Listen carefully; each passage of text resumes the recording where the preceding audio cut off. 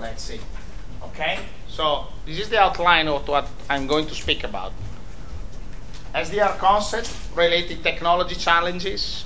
Then we go through quickly about cognitive radio and cognitive networks. Where is the research? Where is the standard?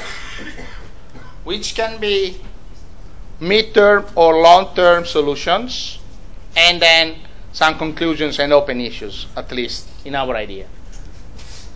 So SDR concept, you can think that is an emerging technology, now is state-of-the-art, at least if you look at the new base station from vendors.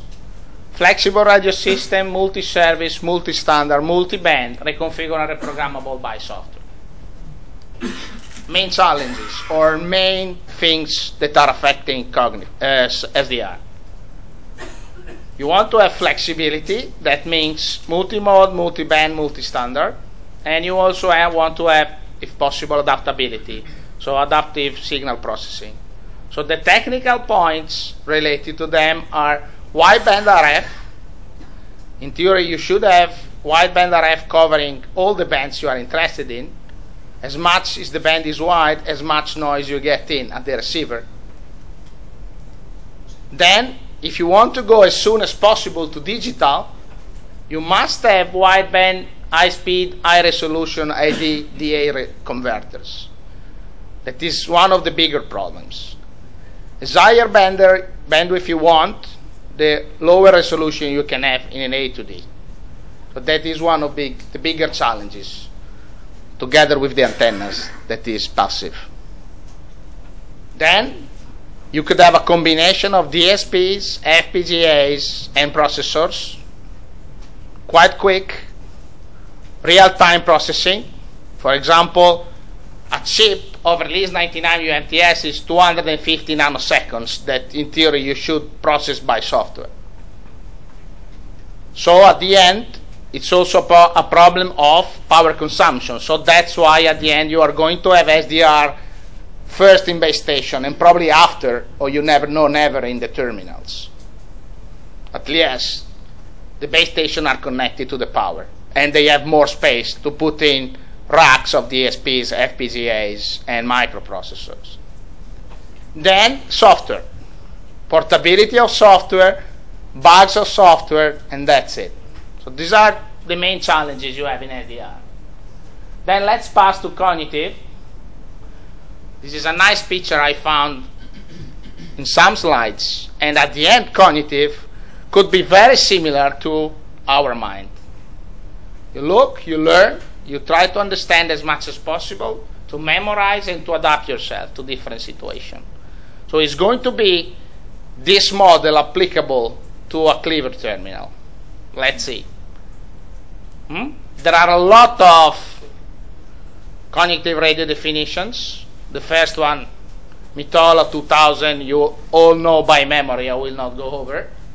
Another one from FCC that took over more or less the same concept of Mitola. And this is the one, let's say, is covering both radio and network side.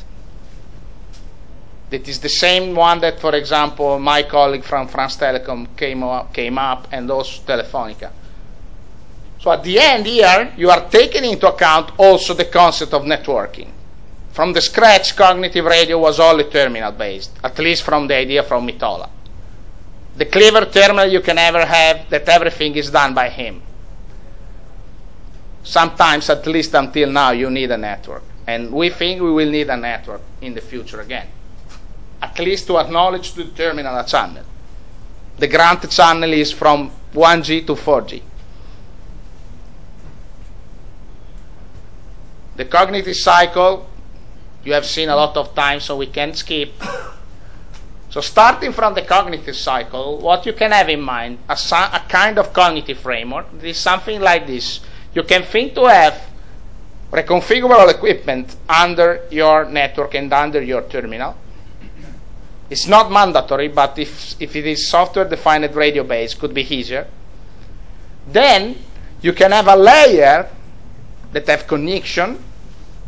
Then you have an API and a specification language for the applications. Concrete issues.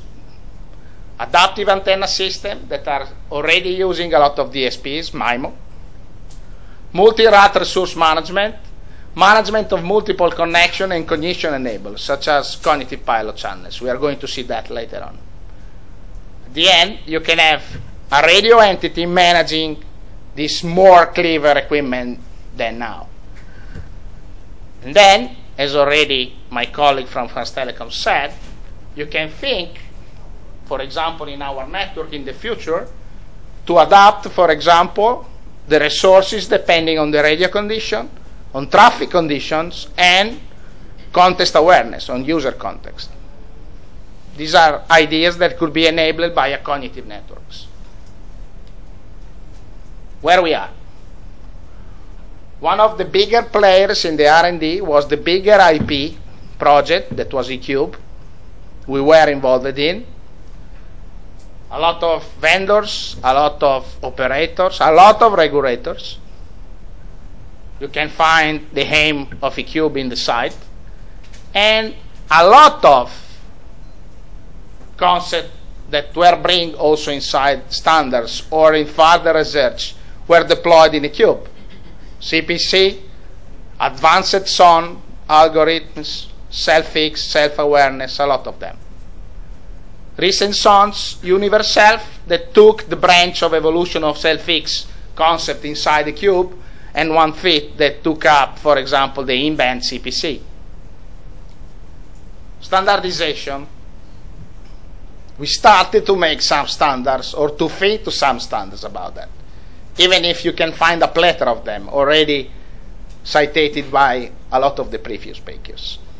Then 5A is working on a draft document including the definition that we have seen before from 1B and describing a lot of aspects, reconfigurable base station, CPC, and a lot of them. Also MT WP5D is working on that in the MT context and highlighting the intra-operator scenario that we are going to see later on. In ETSI, there has been a feasibility study, and in November 2009, CRS was given the input to deploy technical specification about cognitive radios and systems, reconfigurable radio systems. System is still there. And for example, you can find almost everything there. Use cases, architecture, requirements for both base station, both UEs, and cognitive pilot channels, and application of cognitive to public safety, for example.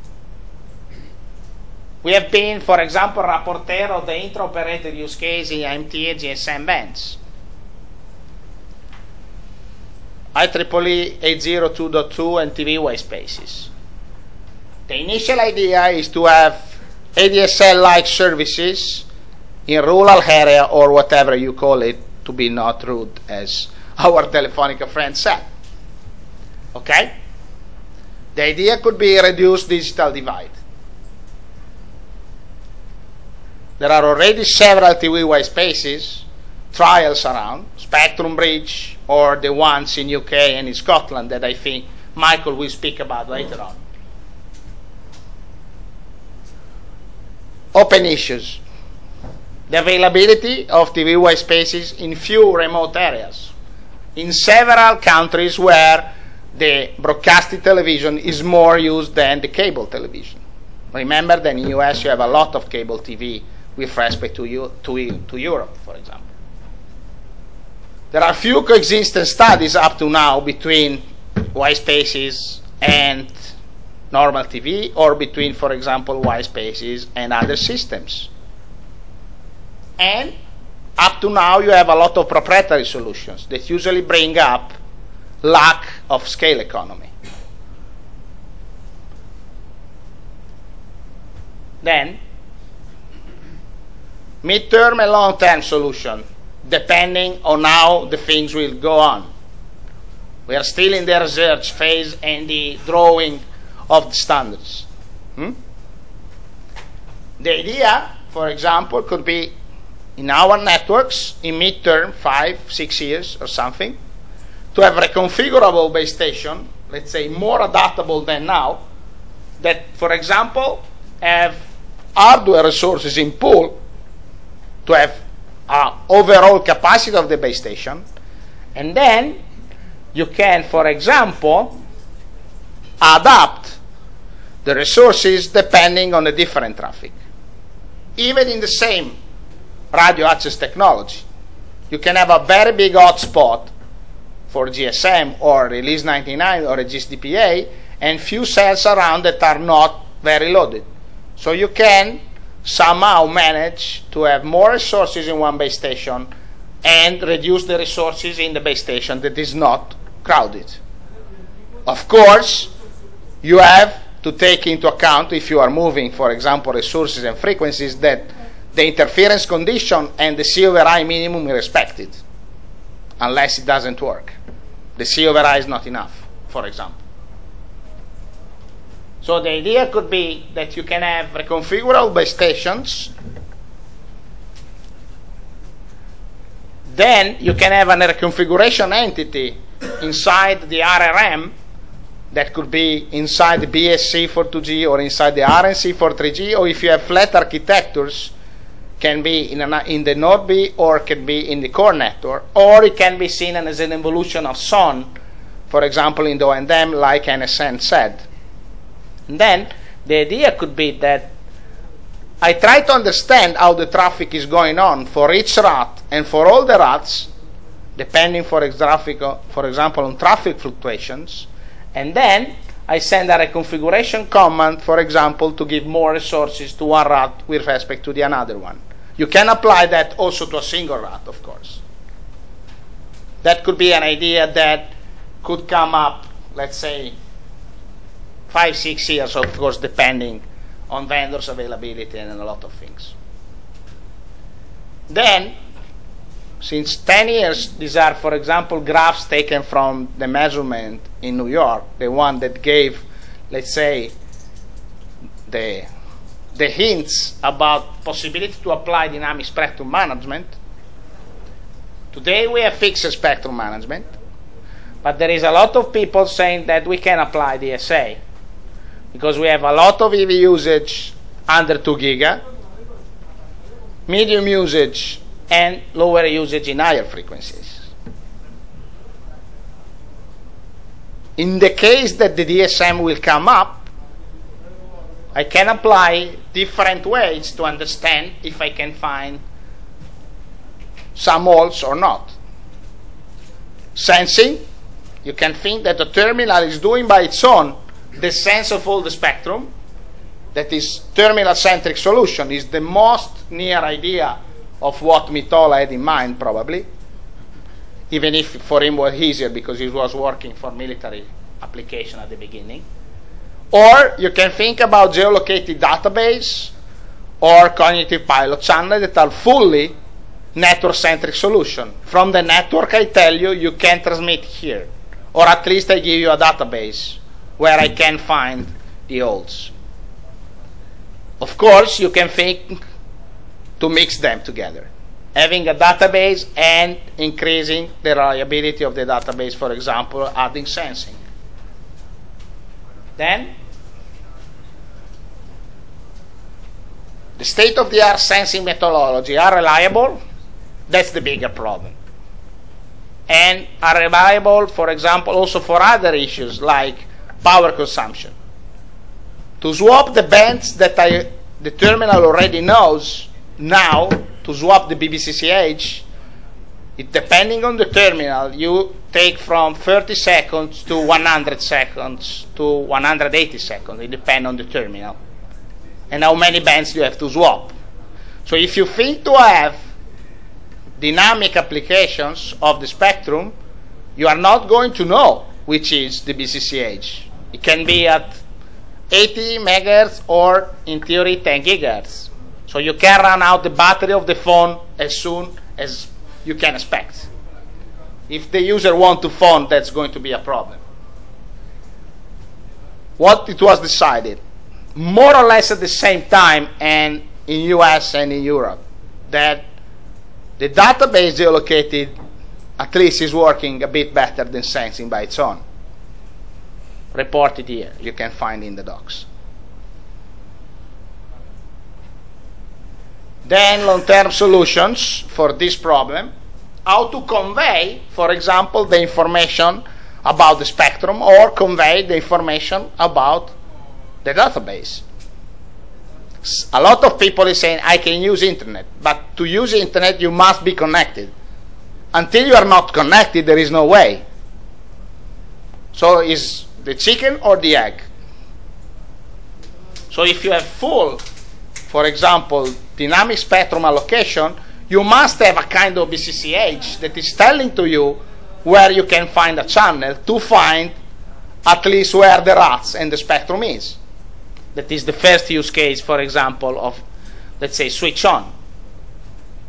Because now on, the terminal knows where the BCCH bands are, and then it goes to find the network information, for example, the SIBs.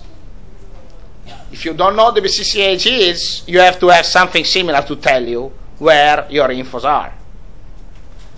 Then you can use, to complement CRM, downloading, for example, policies, or for secondary usage allocation, or, for example, for information provisioning, such as advertising or patches downloads. Then you can have in-band or out-band solution. In-band means that you have a logical channel already going on through an existing system. You can, for example, use SIBs that are not used. Of course, you cannot use this solution for the switch-on case in case of DSM. Because if you have to reach a layer 2 or layer 3 signal, you must be connected. So if I don't know where is the layer 1, there is no way. The other way is that you are dedicating some carriers to the CPC, so that is telling to you where it is. So that is mainly the one to be used in case of full DSA. Then what will happen? You switch on your phone, you go to see where the CPC is, that's the only things you have to know, and then from there you download which operators and which routes and which band are used in that location at that time. To conclude, how, as operators, for example, we can have advantage from SDR and cognitive radio? For example, already now with, let's say, multi-standard base station, we can have flexible upgrades and possible reduction of CAPEX and OPEX. We have a single box where we put all the RF and all the baseband. Up to now, we had to buy different base station for different routes. Mid-term, what I told you. If I can have something more clever to adapt to my traffic, of course, I can have something more flexible to manage my radio resources. It can be seen like an evolution of SON or an evolution of RRM that is having more cognitive function, more or less like what France Telecom and NSN said. Also for macro. Because I'm trying to adapt myself in the band that I already have. Of course, other points to be taken into account are, at the present, we know almost everything quite well. Where the spectrum is, how to plan the network, how to manage interference, and where the services are.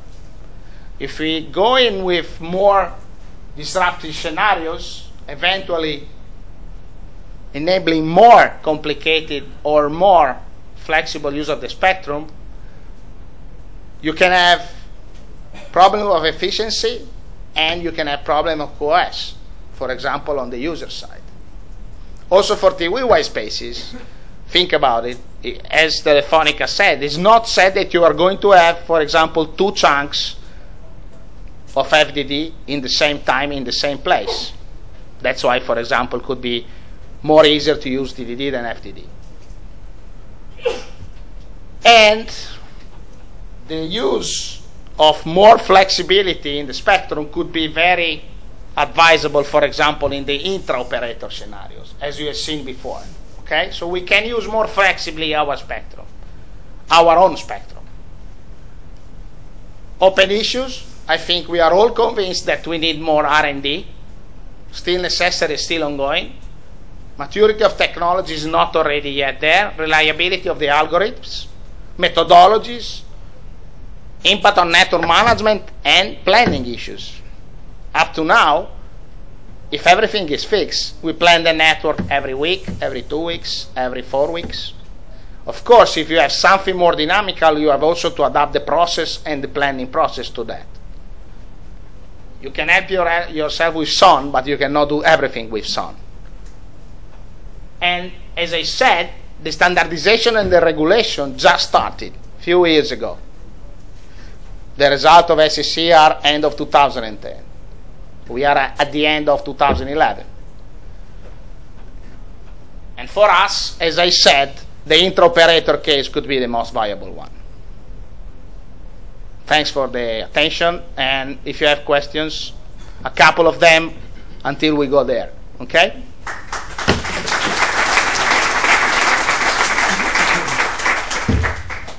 Okay, so maybe there are a couple of questions. I have a question.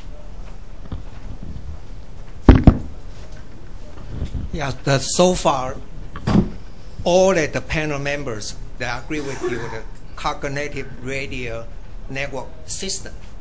Sure. But one important component, I believe, all of you did not include it, namely user. Think about it. You just say that you want to depend on how much spectrum you have, so you have a dynamic spectrum management. Once you make a dynamic spectrum management as a user, every single user pay, in my terminology, all you can eat, flat fee.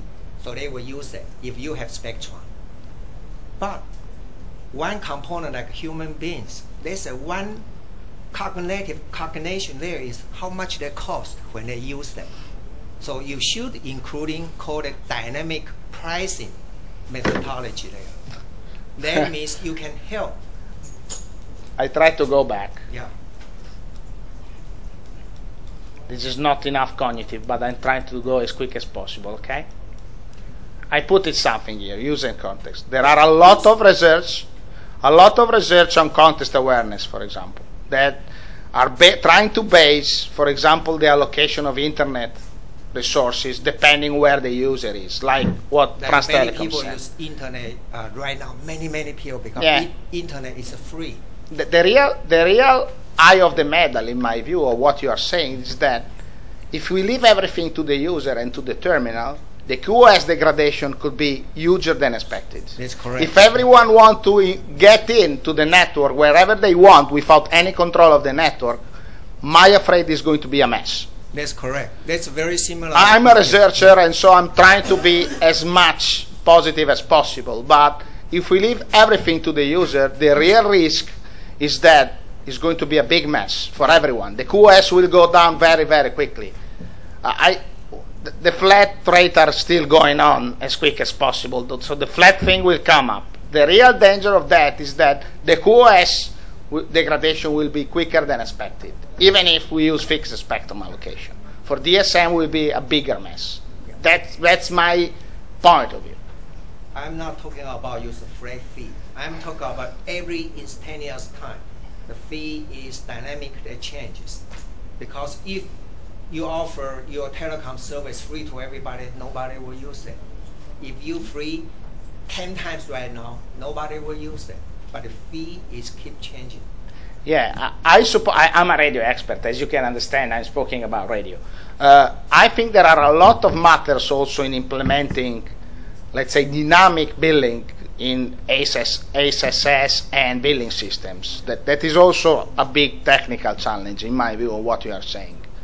But I still think that QoS degradation will come up, even if in the scheme you have in mind. I think the challenge right now, in order to deploy cognitive radio network, is not technical. It's a business model. Namely, all you guys, the operator, have to starting to sponsor the R&D organization to do the large-scale cognitive radio testbed deployment. Large scale, I guarantee you will see many holes there.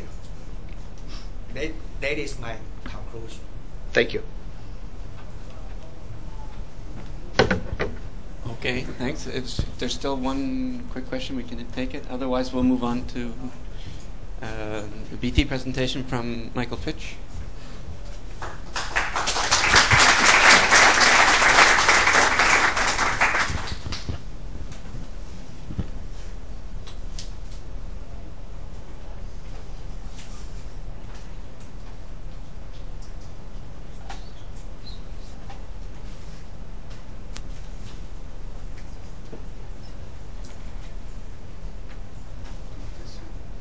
Don't mind.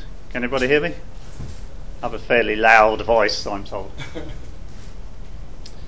It's good to be here. I run a small innovation team, about 4 people at BT. And for my sins, I'm also the project manager of Cosmos, which is an FP7 project looking at mobility and quality of service over cognitive radio systems. And in fact, I have to go from here tomorrow morning early to Brussels for another meeting with that, so I have to get up very early. Sorry, I'm expecting these to move on, but they're not going to unless I... So the slider on the side. Yeah, on the side. On the side, there's a slider. Right, okay. So, well, I think wireless is already a bit cognitive. You have femtocells that look out for channels that macrocells are using in the overlap areas, and they can adapt their power and even channel in some cases. So it's already going that way. Cognitive radio is enabling technology for opportunistic spectrum access, of which TV white space is the first example. So I think the first 5 slides of everyone's presentation are the same in this respect. But I'm going to also talk about how much TV white space there is.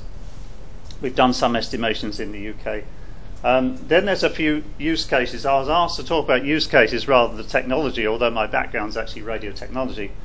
So we'll talk about rural broadband, which is a real problem for BT, actually. Dynamic backhaul to small cells is another one that's interesting us, and so is indoor networking for TV white space initially. And of course, TV white space is not going to be the first spectrum to be, the last spectrum to be opened up for sharing in this way. Ofcom was saying they're going to open up the VHF band 3, that's 88 to 108 megahertz next. And I'm thinking this is crazy because you've only got 200 kilohertz channels in there, there's virtually no capacity. And then the military spectrum around 2 gigahertz is going to follow. So I think TV white space is the first of the opening up of spectrum to secondary sharing, and it's a big opportunity that we need to take note of. Then I'll go back to the rural broadband situation and talk a little about the trial we're running on Bute, which is a Scottish island. And then there's just 2 slides on longer term use cases. Try and go the right way. So I think we've seen this slide in many guises before. So I think of a cognitive radio as having a cognitive part and a software defined radio part, where the top bit's a cognitive part, and very important to me as an operator, on the right hand side is the user to network interface. So this is where some manager talks to the operational support systems of the service provider, okay? And I'll come a bit more onto that later.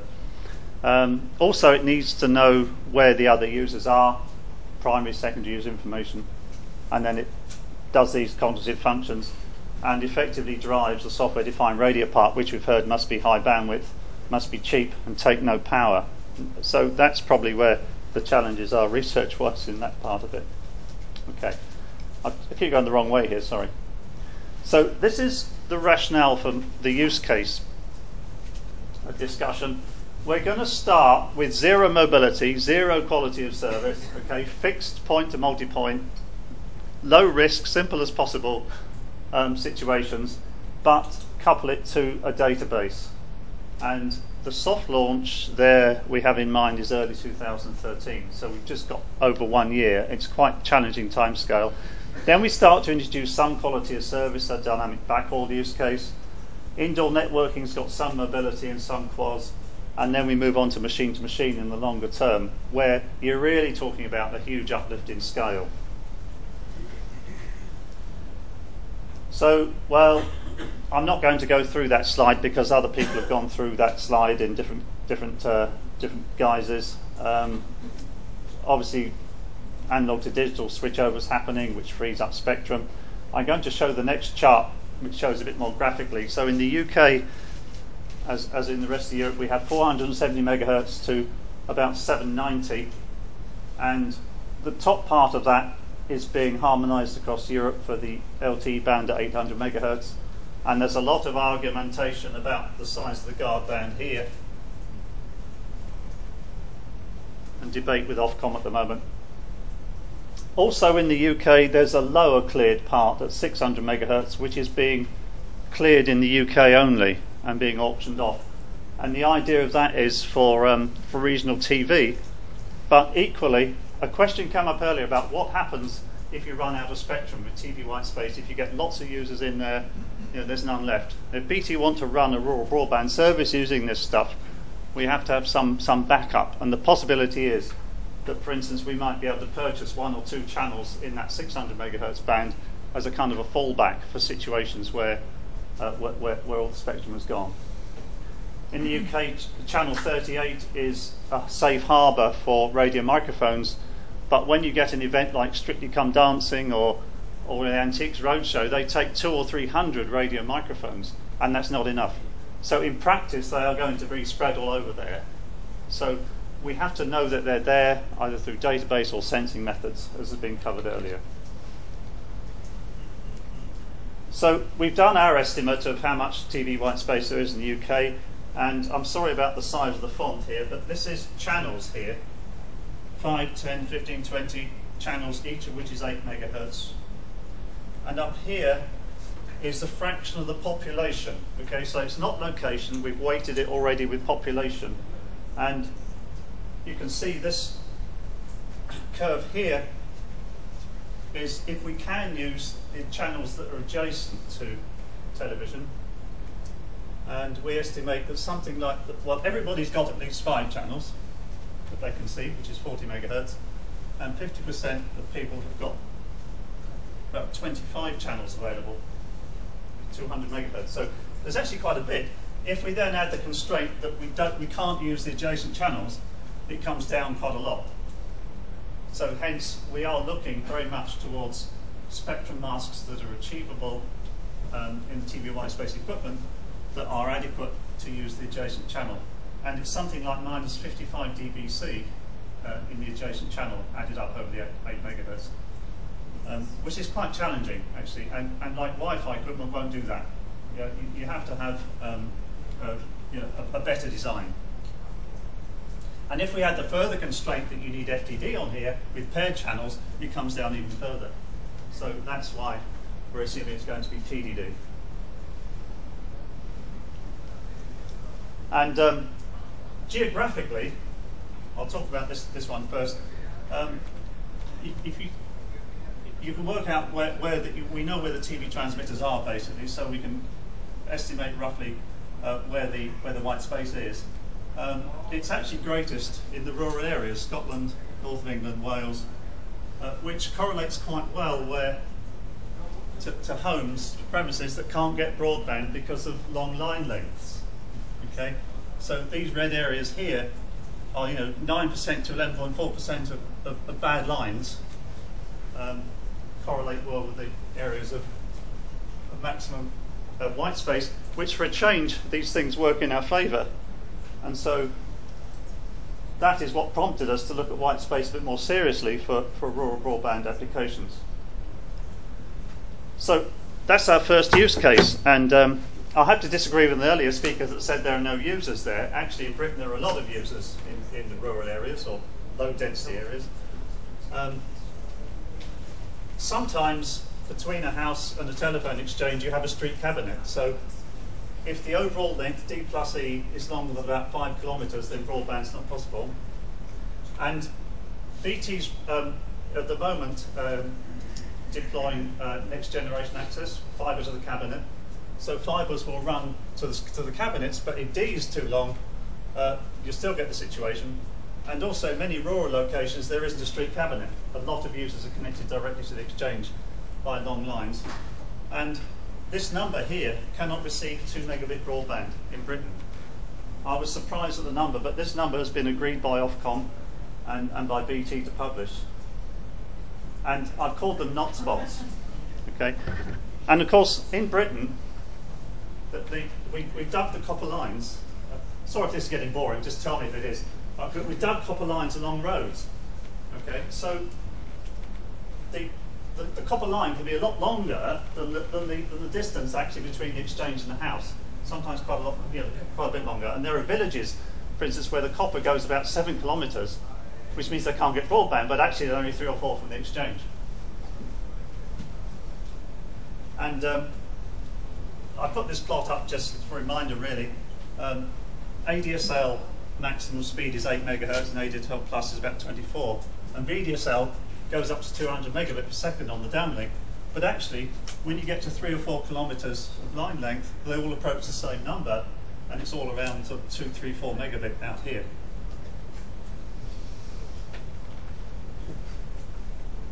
So anybody that lives beyond about 4 kilometres doesn't get broadband. And so this is a distribution now of these not spots and the direct distance to the nearest telephone exchange. And what you find is that the mean of this is about 3.5 kilometres.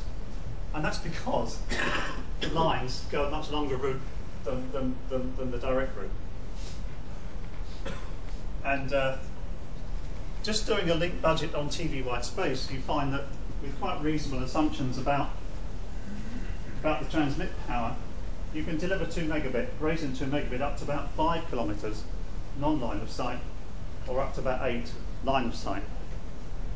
So you can capture a fair few of these rural users.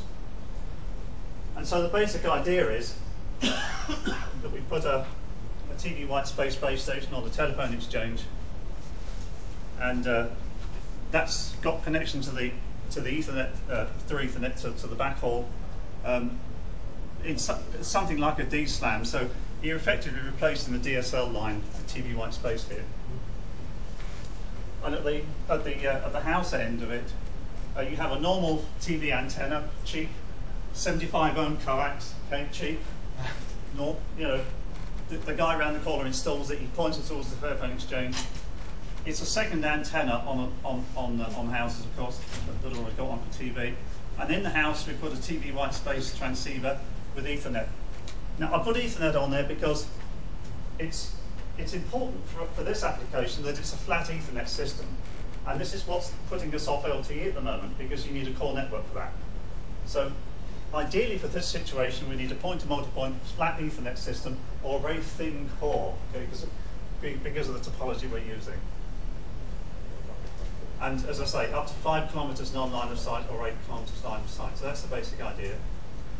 And in Scotland, we've done a bit of a survey of the number of not spots that are covered. So at each of these points here is the telephone exchange. And it's interesting that depending on the island that you're on, you might be better served by a telephone exchange on a different island. And basically, you can add up the number of users that a base station here can serve. I've missed out some of the closer ones that can be served by cable from the exchange. Okay, so these are just the ones for TV white space. And then you can add them up. And then I think we start to answer questions about the business case, because the cost of installation then has to be divided among the number of users. And if that's more than about £600–700 per user, then it becomes infeasible. But actually, the business case is looking okay at the moment, because the typical cost of a base station might be £2,000, and it's a couple of £100 per user.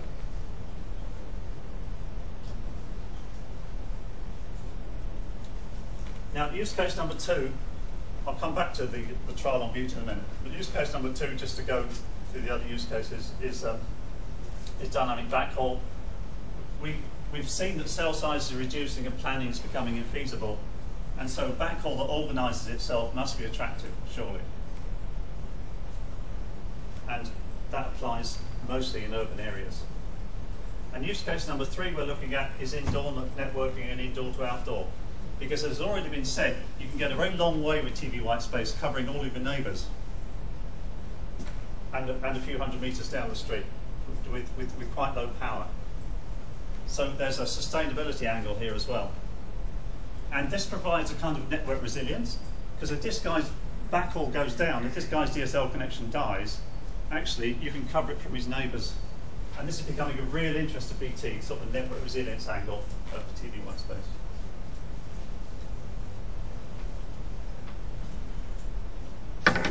Now, I mentioned earlier that next generation access is being deployed with fibre to the cabinet and VDSL2. So for a lot of houses in urban areas whose lines aren't too long, this will mean that 50 megabit will be delivered to these houses, millions of houses. And to me, this puts additional pressure on the wireless network inside the house, because Wi-Fi is already congested, right? 5 gigahertz doesn't reach around a moderately sized house. And the UHF, if we can use it in the house, uses less energy. I think to an approximation. First approximation is linear, so a third of the frequency is a third of the power for the same coverage and throughput.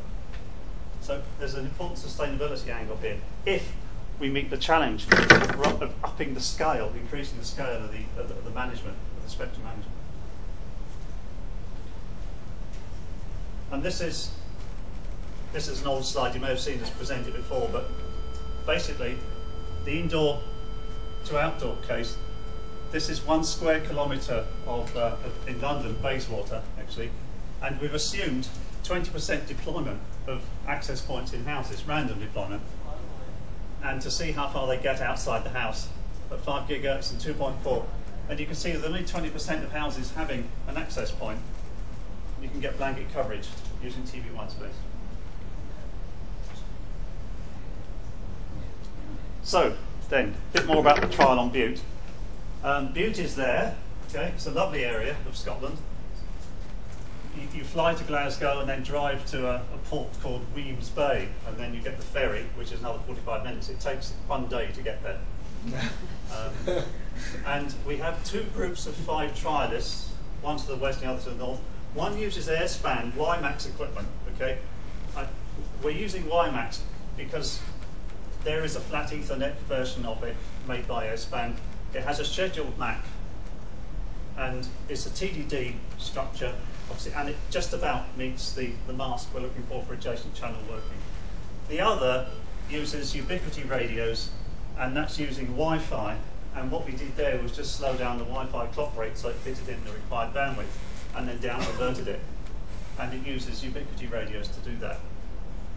And that uses a contention MAC. And so part of my work is to increase the vendor choices, okay, because neither of them are actually carrier grade at the moment. So these 2 groups of trialists, the telephone exchange is here, I think. The yellow one.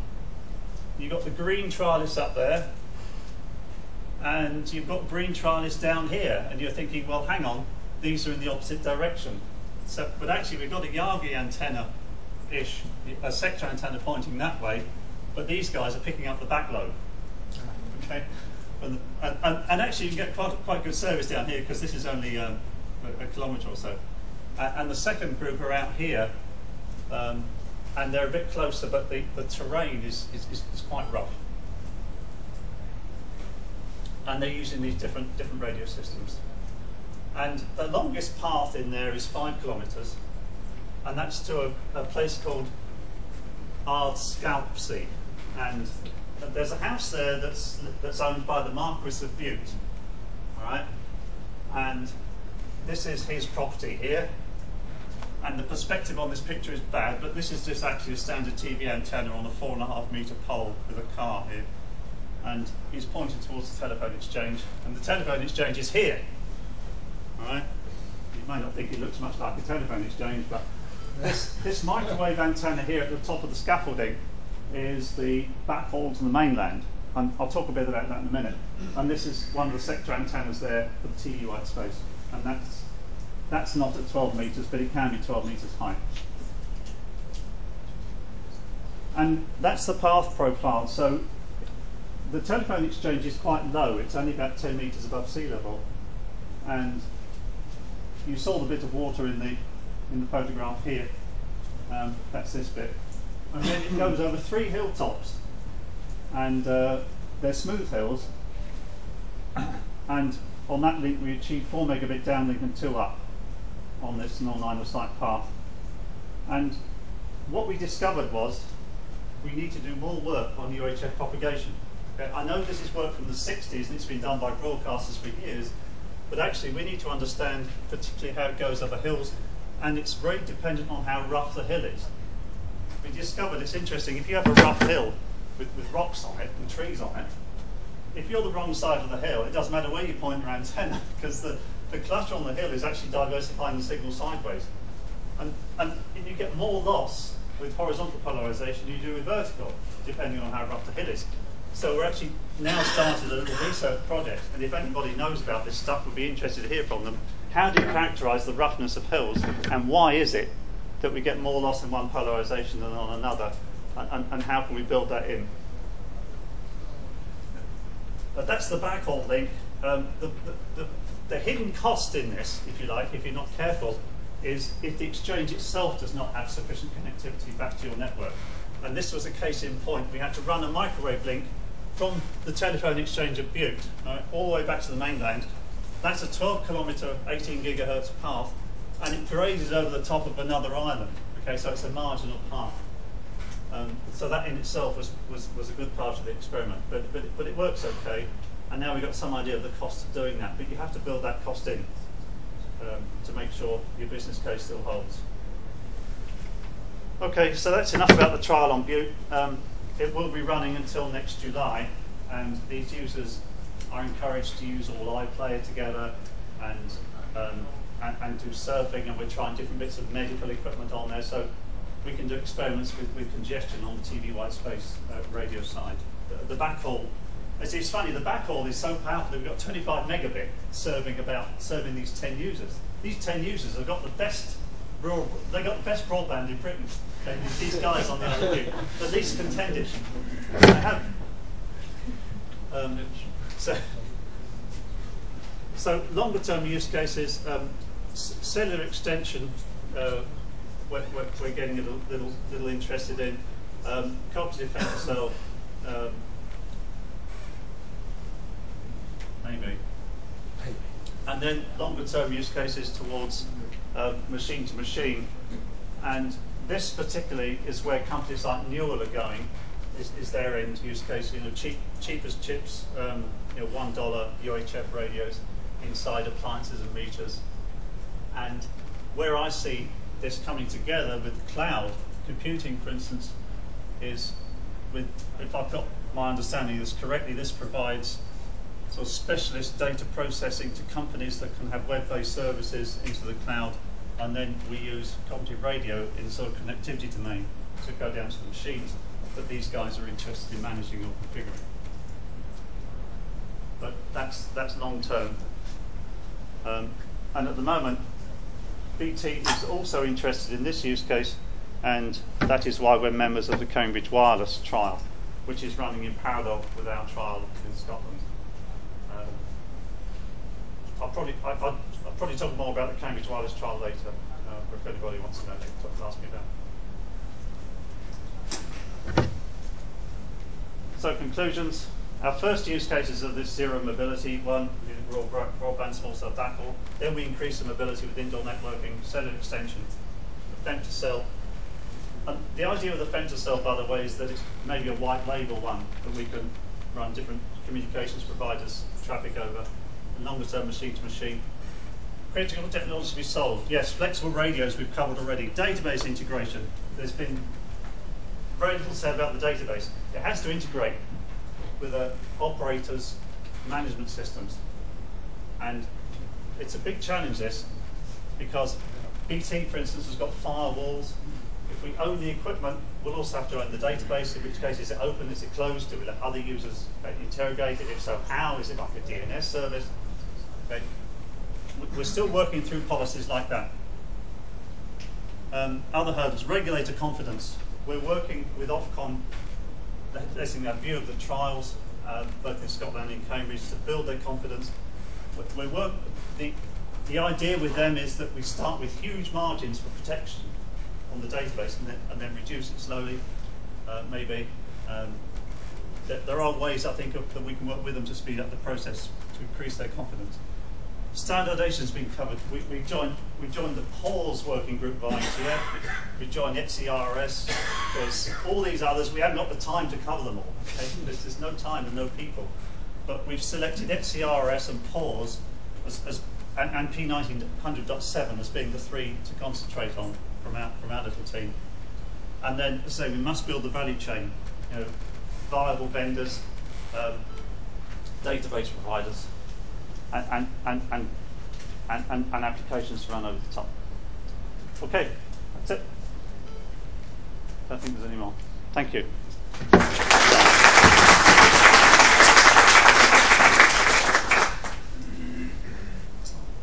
Okay, so I don't know if it's worth taking a question right now because we're going to go to the panel session. Maybe one. Yeah, in your slide, while you said you have two user groups, one is served with a WiMAX Mac, scheduled Mac, and the other one with a Wi-Fi based radio. Did you observe any differences in the service, or was there real contention so that you could observe differences? I've only had one or two instances where there's been contention, but the scheduled Mac does better. I don't know what to do about the Mac. I don't think the scheduled Mac or the contention Mac is right. Maybe we need something in between for this, something that's influenced by the database as well. There's the ECMA Mac as well, which is it anybody expert on the ECMA Mac? Should we be using it? It's done for indoor. Yeah. It's mainly But done for rural broadband, should we be using it? I don't know. It depends how many clients you've got. I think in the one case, the ECMA Mac becomes more efficient as the number of clients grows, whereas in the Wi-Fi Mac, it's more efficient with fewer numbers of clients. And I think the trial is too small at the moment, maybe, to be able to tell that difference. But certainly, the scheduled Mac does better, the WiMAC one, even with the few users that we've got. And you think that will get worse as the number of users grows? Yeah, I would guess so. Yeah.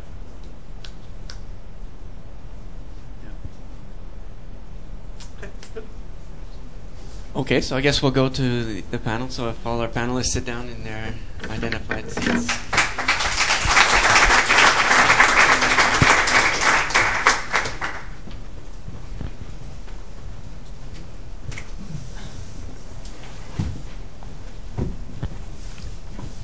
The idea here is that we have a large participation from the crowd. I might start it off with one question just to get the ball rolling, and then I'll let everybody else take over. So let me get out my list of questions.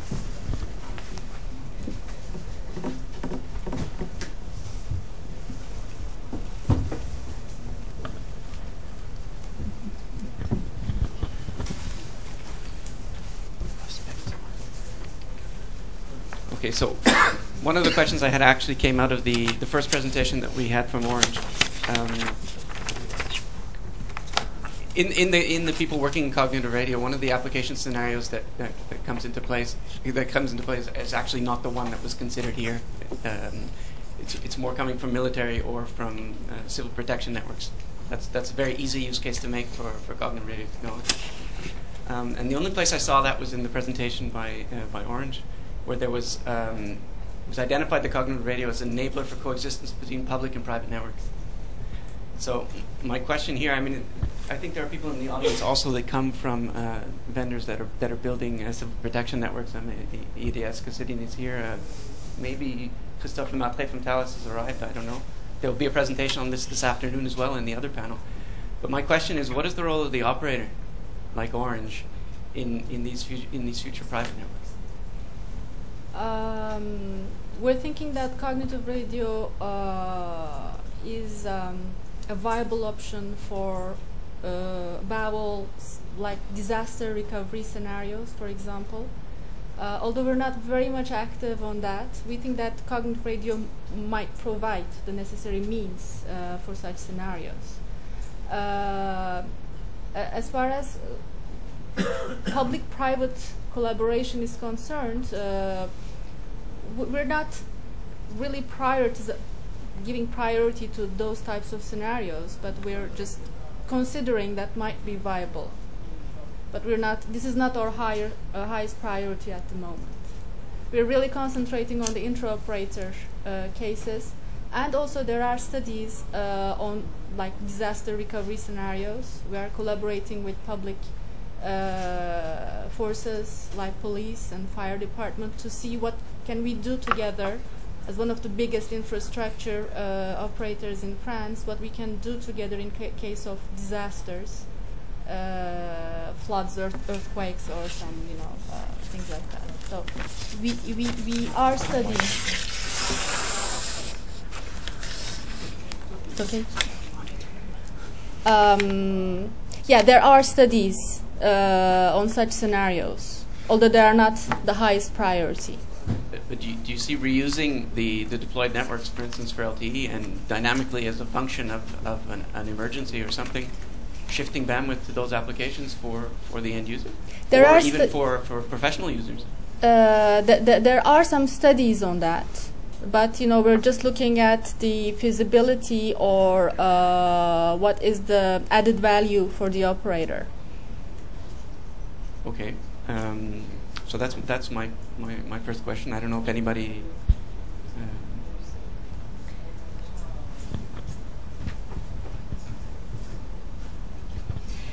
Okay, my question or comment.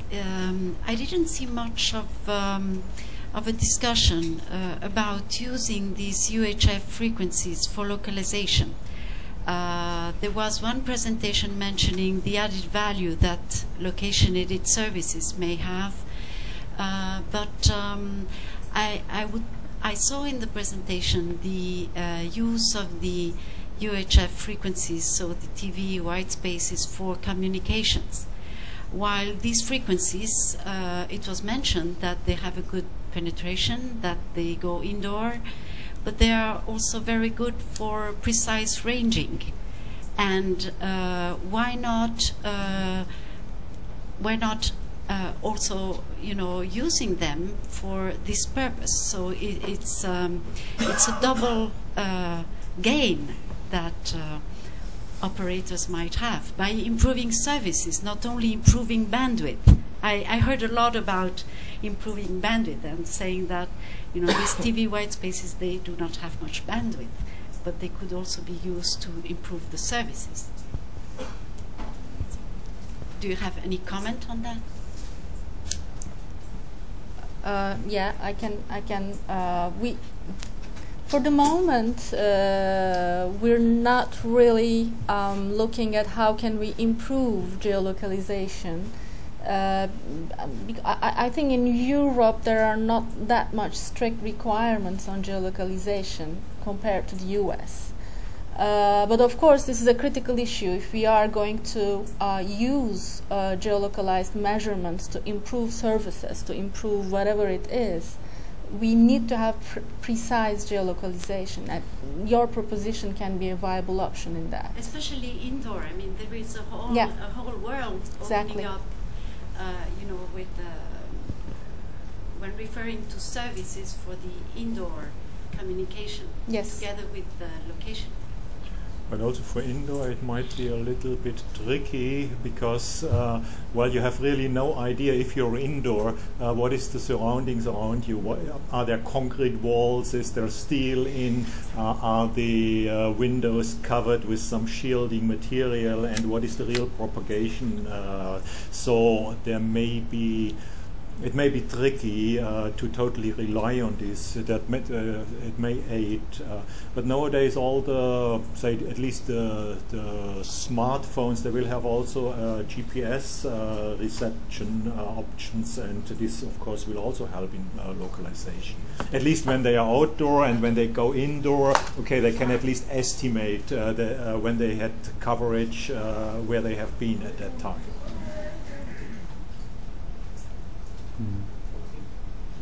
Does anybody else want to continue on the theme of localization? I think I found somebody. Yes, hello. I would like to emphasize, I think the key thing is for indoor, and there exactly you don't have any GPS available. This is why it's called GPS denied environment. And what I would like to learn also in this context, because we're working on positioning, and we're working on that mobiles want to exchange position information. This is our research vision, if you want. And I have not seen anything from you where mobiles are actually exchanging, actually communicating with each other. And I would like to learn if this is part of your vision also in the cognitive radio network, that we can use mobile radios also for positioning, also for that they cooperate with each other. And what comes with this is, I think, can I trust my neighbor, or can I only trust my operator? Yes.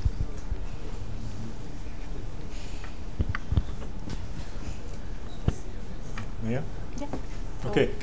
At least I believe that the user can best trust his base station. So if he has kind of connectivity towards the base station, whatever this base station may be, whether it's a Wi-Fi service point indoors within my home base, or it is a connectivity towards an operator network, he has already initial capacity, initial information available, and here he can report up what is his perception about his environment, and this can be added to the information available at base stations. I believe the base station as such must always have quite a better view about the surroundings, because it has the capability also to collect information from other users, whereas a single device is a bit self-contained. It can rely only on what it sees at its own. It has no idea if there's really a hidden node, and the hidden node can by far be much better detected also from the base station perspective. So I believe, in summary, there should be such functions at least centrally aided with some measurement reporting from the user devices. This will give the best and the smartest functions. Yeah, I would say also trust your operator rather than trust your neighbor, because you sign a contract with your operator. You're not signing a contract with your neighbor. So this is something that I mentioned also. This security issue is something very important. How are we going to deal with malicious users or malwares? So if we let communication between UEs free, we have to find some mechanisms that prevent some bad information, intended bad information or not intended bad information coming from the neighbors. And of course, there are also some techniques like assisted GPS, like RF fingerprinting, that rely on the already installed network infrastructure. So I would go on for the network solution. I've got nothing to add really as a solution to this, but it has to be solved, because with the point to multi-point systems, people know where they are, right? But if you go mobile, or with a femtocell, you don't know where someone's put it quite in the house. What is the GPS confidence level? It's only about 70%, is it, anyway?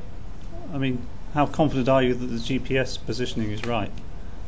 And yet, we have to, if we use a database method to get channels allocated, you've got to say where you are, and you've got to say where you're in a master-slave situation, where all the slaves are. The master is probably going to be fixed somewhere, but the slave positions. And what we don't want with TV white space is a situation where the base station, if you like, it knows where it is, but it might have 50 clients and half of them might be cars.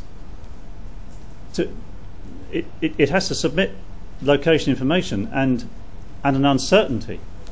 This is Ofcom's initial idea, an uncertainty associated with that location that's supposed to take into account its own location uncertainty and where its users are.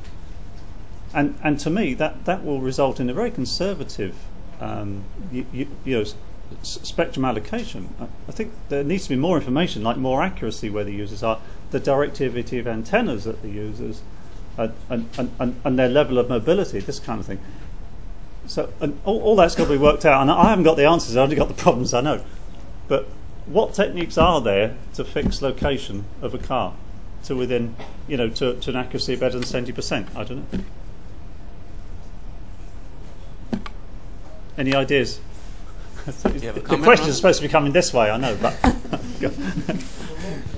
you're working on it. Good.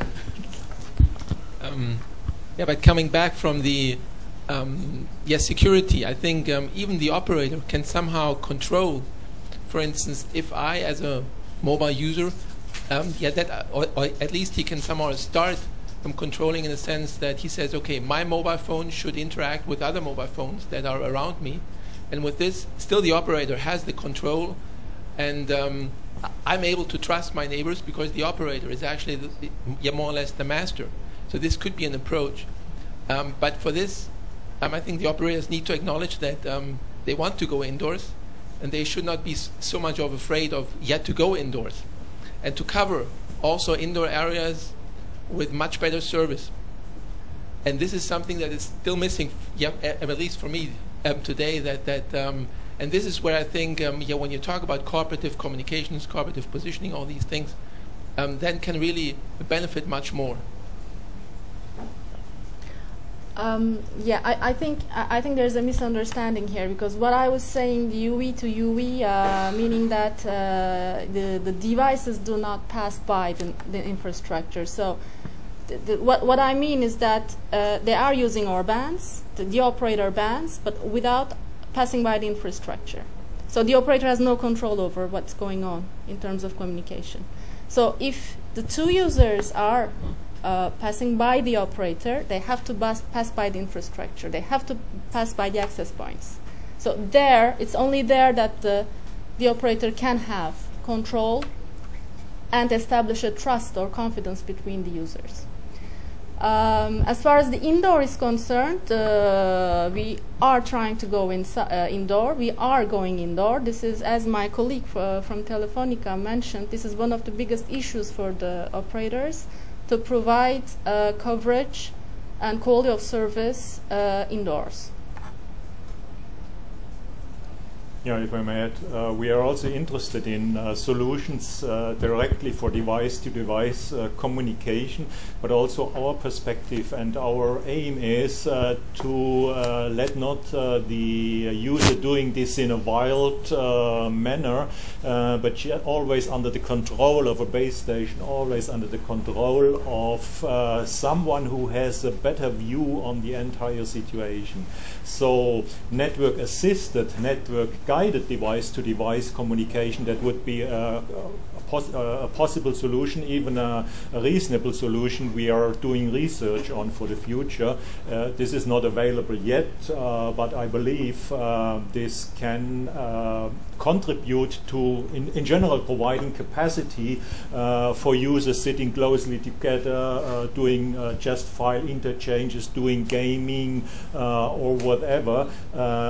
So just keeping the control channels via centrally guided network and doing the operational transmission among each other.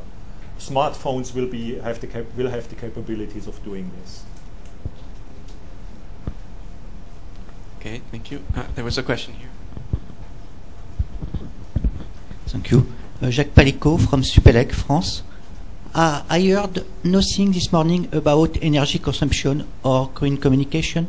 What is your feeling about the use of cognitive radio as an enabling technology to reach green communication?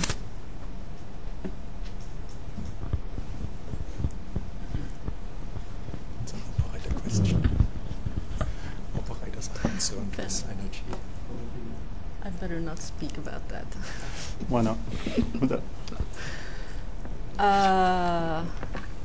So, if any other opinion about the operator colleagues? You're talking about energy.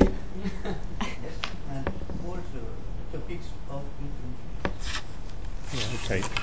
So the emphasis for many years has been on spectrum efficiency rather than energy efficiency, right? Yeah. Okay, so that's changing now.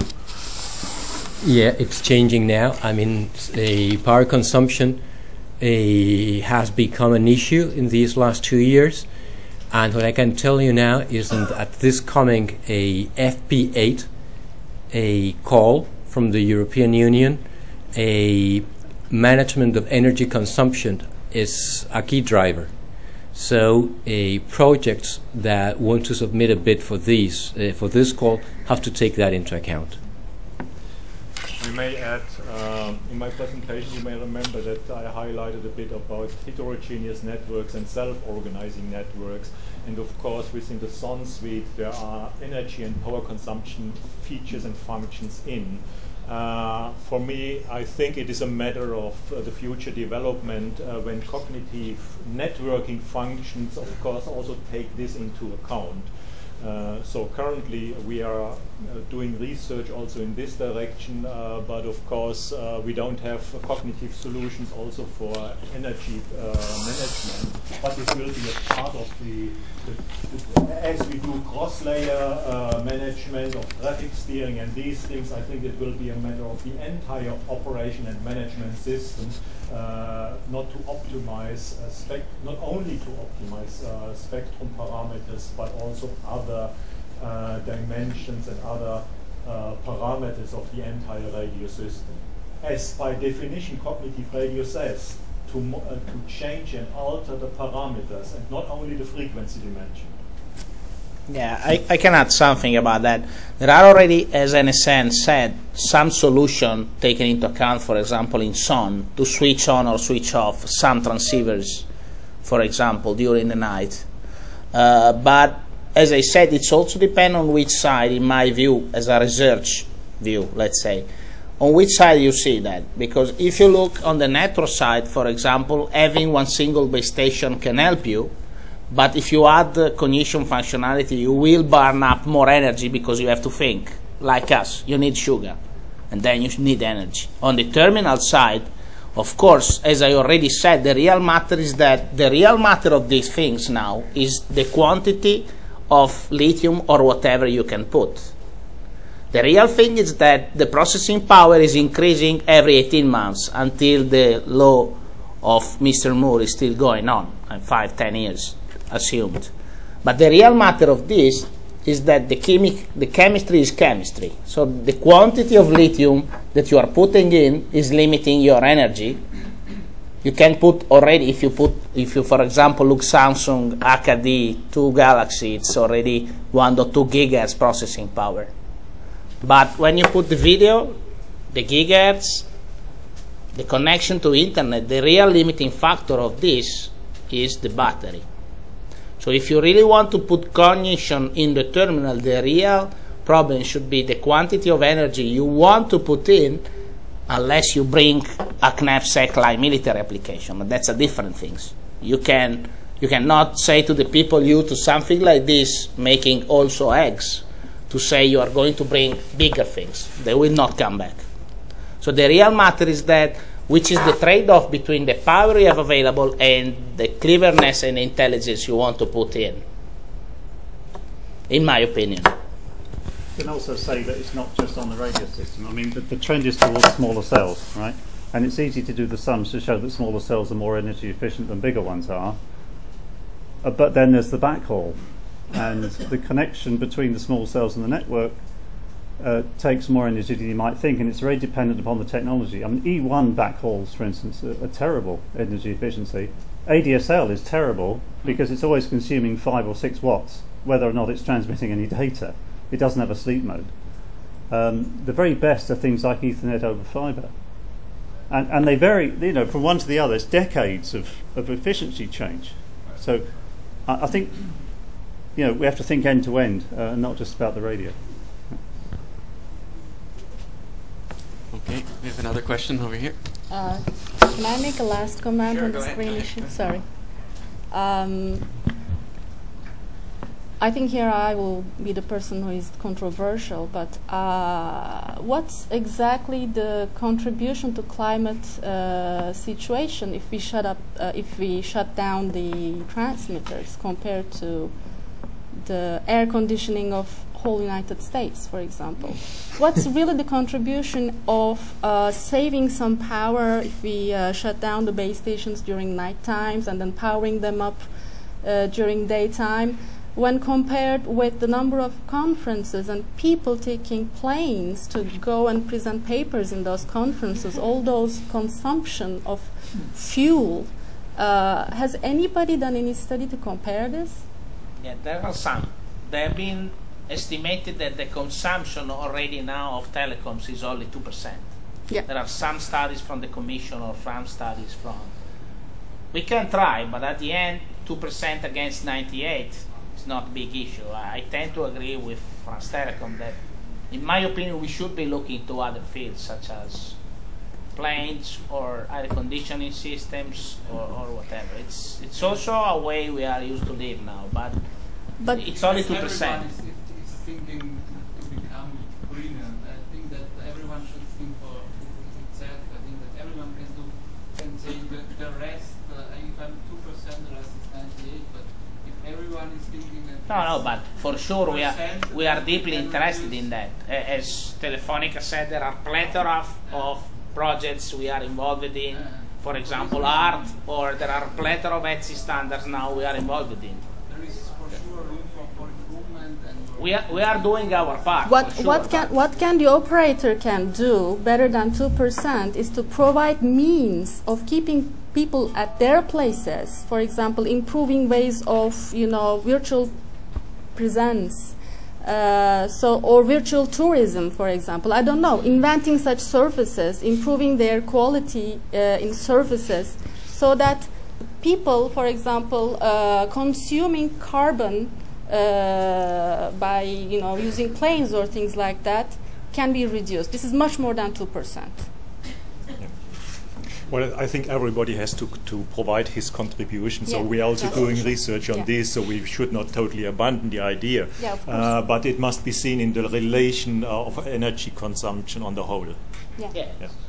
We are doing our effort, everyone, operators and vendors, to reduce it from 2 to 0.5, 0.8. But it's already 100% better. So it would be wonderful. Nobody of us is not caring of it. Okay, let's try and change subject, I think, here.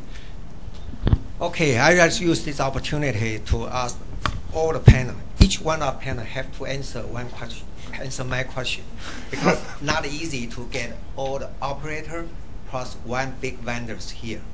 Cognitive Radio Network. The first time you and I heard it was by the seminar in KTH 1998, October. But the paper was published in 1992.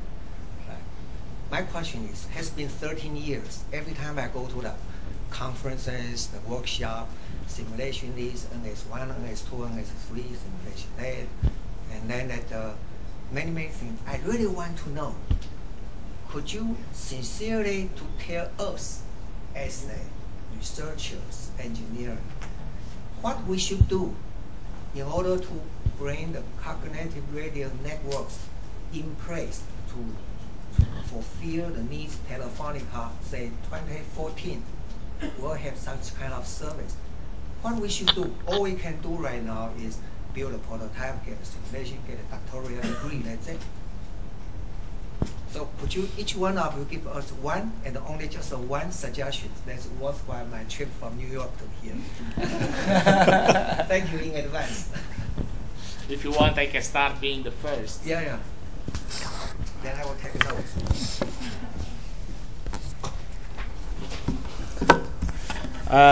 Thanks for the question.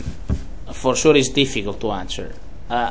In my slide, if you have seen open issues, for sure we all need to study more something taking into account also what is already being decided.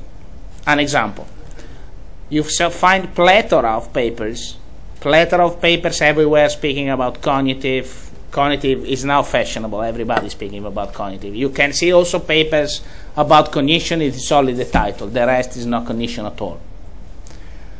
On the other side, an idea could be to take into account what is already being decided by standards or by regulations.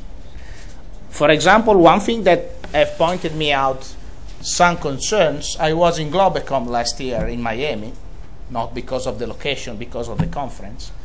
And there were, I don't remember, 8 to 10 sessions about cognition. All of them was about sensing. So why? It was almost already said that the sensing by its own is difficult to be deployed. So why not taking into account also what is already decided and try to improve, for example, something else? DB plus sensing, sensing plus CPC, or whatever. This could be one thing that could somehow help also the industry to step further. If everyone is still neglecting what is already decided, we always step from the scratch.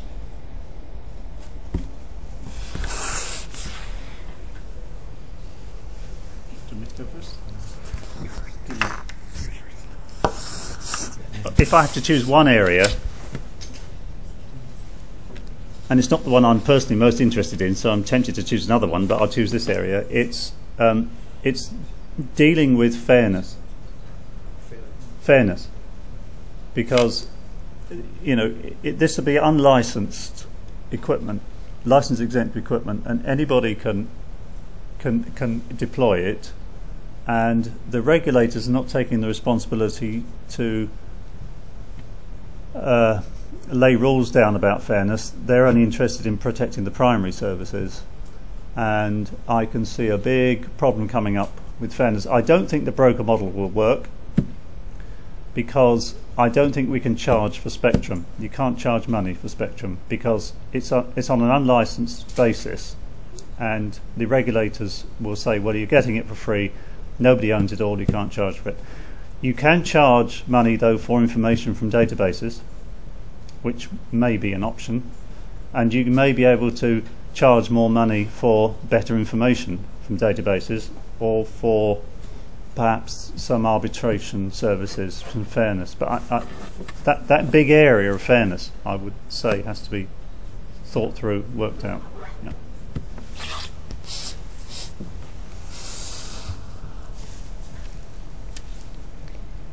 Okay, first I want to thank you who are really in research corporations and universities who are doing research, because in the industry it's becoming more and more difficult to go into basic or even semi-basic research. So having said that,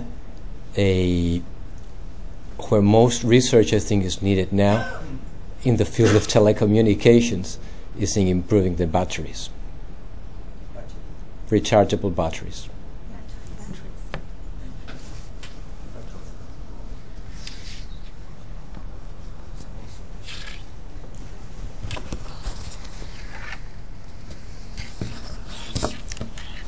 Well, I went over in my presentation I went the things to do, but as far as the research is concerned, what I will say is more or less the same with my colleague Enrico from Telecom Italia.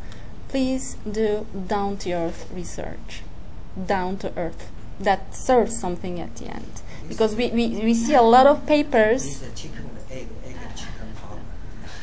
Do the research. We have all the MIT and Stanford and the Potsdam University Technology, University of Rome, but the budget keep cutting. This kind of it become a closed loop. Yeah, but if we die, you will die. Yes, of course, we're part of the same. We're on the same train. Yeah. So, in other words, what I'm thinking, could you reduce the profit margin a little bit? And shift the research money to us. But at the end, you're speaking with operators that still have reserve centers. There are operators that don't have at all from scratch. So these things should also be said to other ones, because we are still incumbent operators, still working with the research. We also have cut of budgets, but we are still working on research as much as we can. So we are also trying to do our best, keeping into account the budget we all have. So I come from US, so that means the European Framework 7 program, I love it, 60 billion euros for this call, that the Framework 7, but I cannot get any penny. If I have say, I would sincerely suggest to call 8 maybe a little bit too late already, because the deadline is January 12th. So that means that should set aside a certain amount of money, make the mind to deploy, to have a large scale cognitive radio deployment, can have a different group, different test bed, all of the heterogeneous similar enrollment, and then to create a service, application driven, really to study, is that really what we need or not? Yeah. It's But been a long an time. outsider, and I have no conflict of interest. If I know the commissioner, I would suggest it. But the commissioner already set up something like that. Because if I'm not wrong, from November or from February, they will run crew stuff. That is a kind of branch of FP8 projects, all dedicated to trials for cognitive, or at least for trials for new technologies. And the topmost one is cognitive. So the commission is already trying to make something.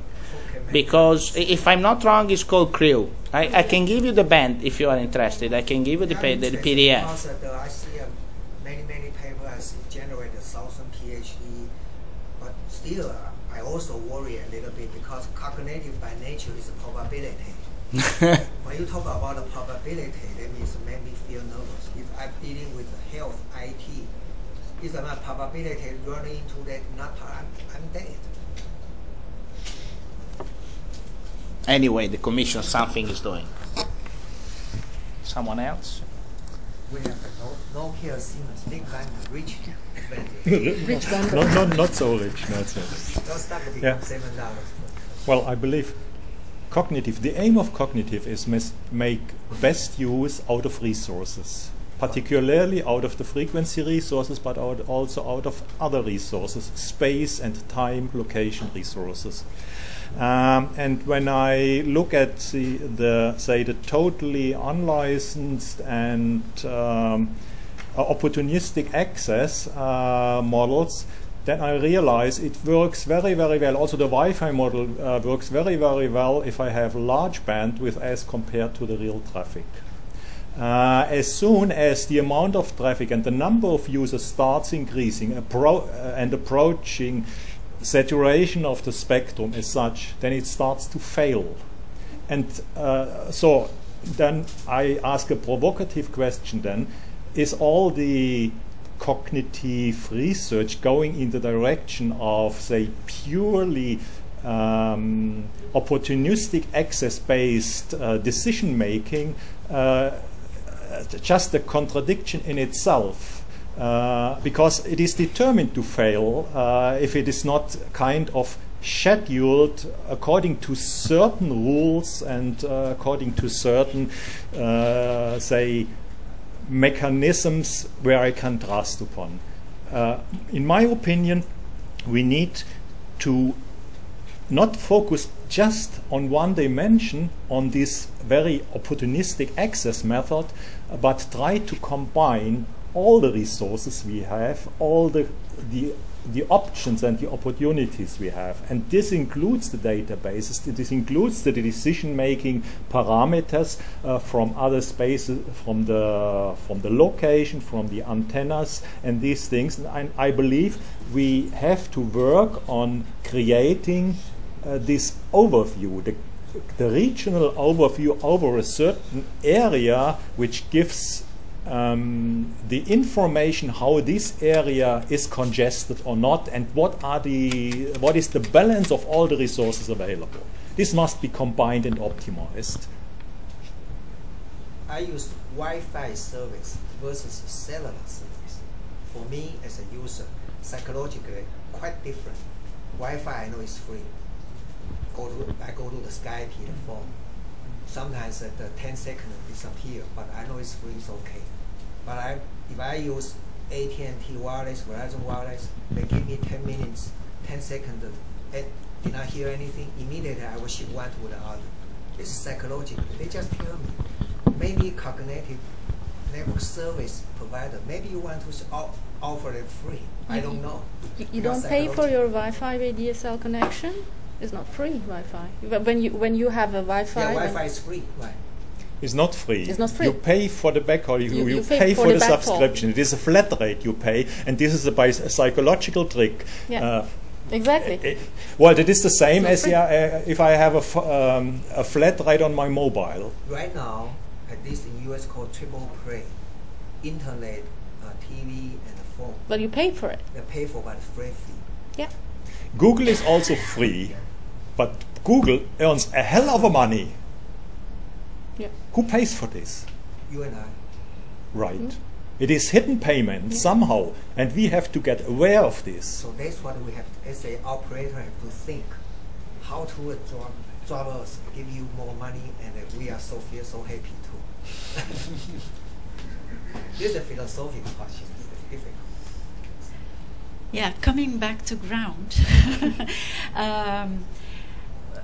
So you mentioned this unlicensed operation, and of course you don't have a very positive feeling about it.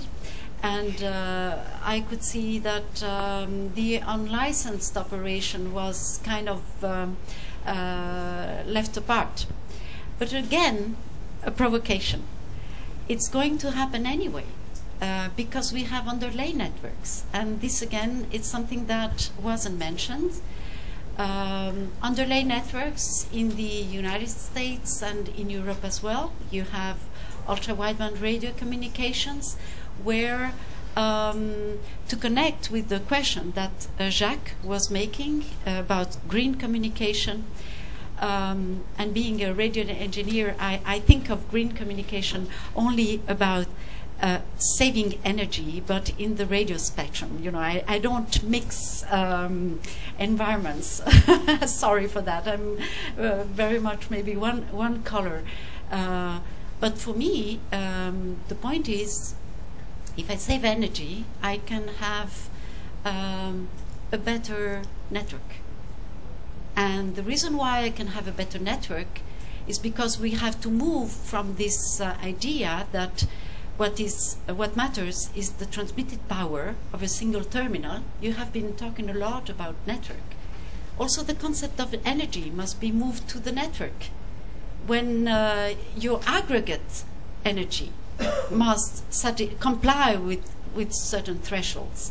This is where, you know, it's a change, because we're used to have terminals that have to transmit at a maximum of. And here we have to organize a network so that the aggregate energy complies with certain limits so that you can work. So again, that's another provocation, because there is a door that is half open and you cannot close it, and it's coming from, you know, this ultra-wideband underlay networks that are going to exist in some way. Maybe the technology is not mature right now, but it's going to be. We know that, you know, the technology maybe follows what is more basic research. And then to add a final comment regarding the the down-to-earth research, I think that 10 years ago, maybe even more, when Joe proposed the cognitive radio, I don't think it was down-to-earth, you know, research, but this is, you know, part of the game, to think broad, and so I'm saying this for our PhD students in the room.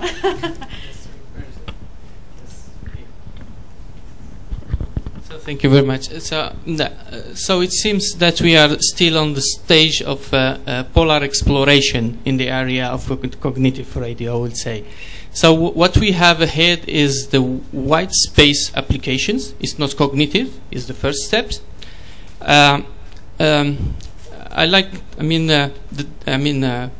Telefonica risks themselves in the slides put in 2014. I like it. Somebody puts at least a date and the risk on that. When you really you would see feasible this kind of application, I'm not asking for a date, but what it could be, the answer could be, if there is still some R&Ds that are not mature and we are waiting for this, or is still there is some lacks on regulatory part that should be filled. This is one question. The second one, for example, for Orange radio environment mapping, is it something that you really think to use it as an operator to, I mean, as a one step to go a little bit more far in the cognitive path? I mean, this is a second question. The third one is, for point of view of LTE, it seems like launching LTE because of the options that are designed in the standards and the list of options and then of intelligence that is there. This could be maybe a kind of phase to launch something more intelligent and cognitive in the future. This, okay, 3 questions more or less. I'll let you comment on. Okay, so let me answer the Orange part.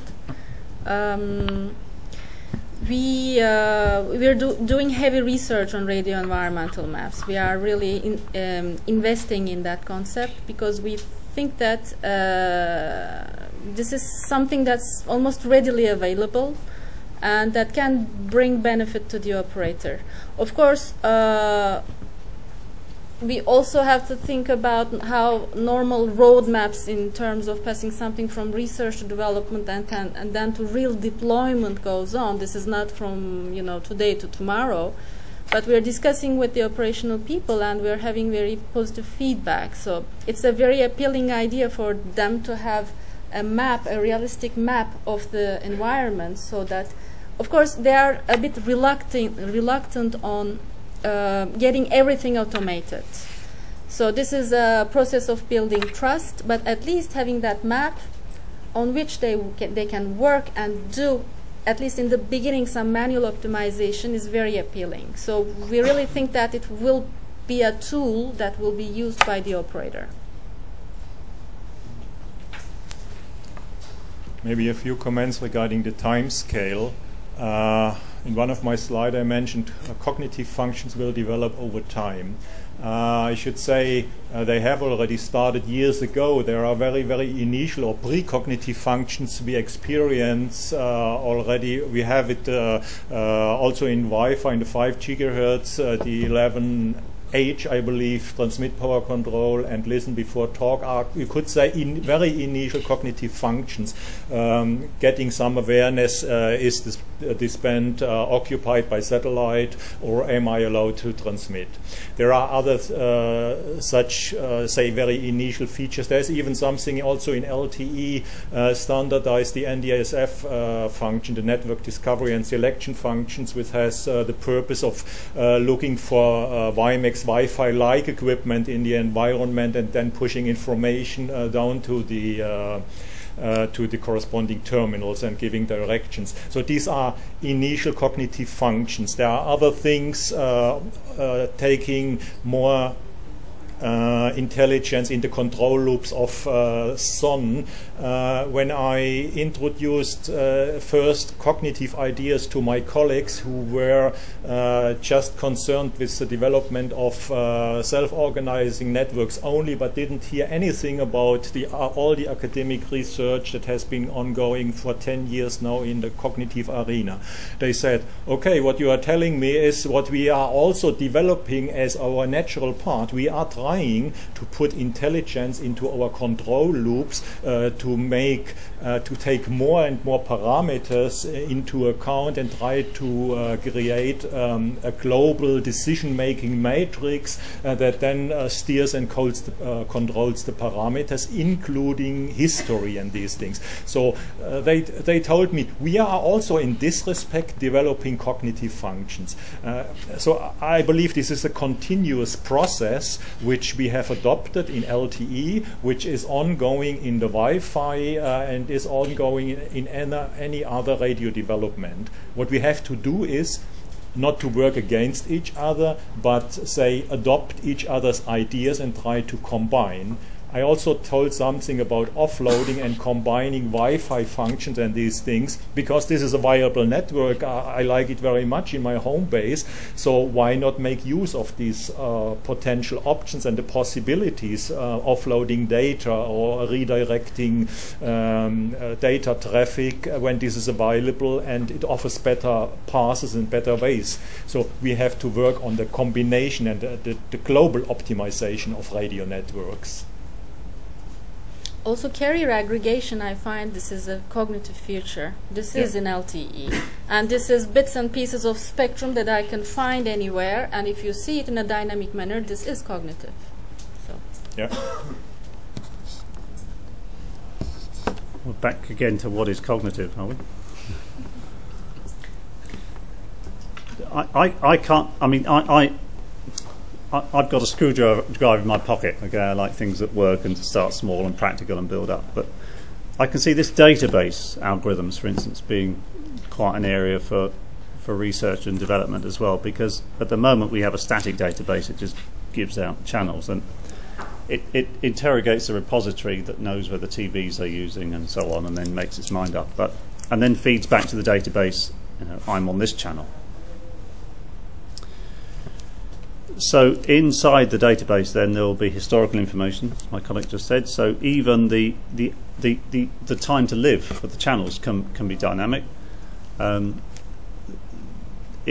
Once you start to introduce mobility, you've got the problems of booking spectrum ahead from the database. I think there's a lot to be done.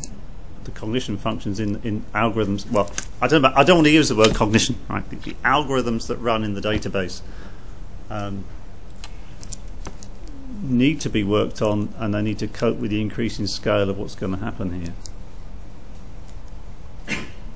I'm not even sure there's such a thing as artificial intelligence. I did look at it once quite seriously and concluded there wasn't, but I don't want to start that debate. Okay. Want to say something? Yeah, at least in my slides you can even find a possible path that are meet solutions that could be 5-10 years. It will also depend on the product availabilities and the product evolution, for example, on the reconfigurable base station side, for example. Another thing that both myself and both NSN said is that, for example, in my opinion, self-organizing network that is already release 9 of 3GPP could be a first seed, premature seed of something that is more intelligent than what we have now. For example, if you think to the use case of CCO, capacity and coverage optimization, that is still a tentative to optimize the coverage and the capacity only for LTE, but at the end, if you start with LTE, you can probably go back to 3G or whatever. For example, there are opening up some study items also for applying sounds to 3G. So the sound could be the first seed that probably will bring in some intelligence more than now.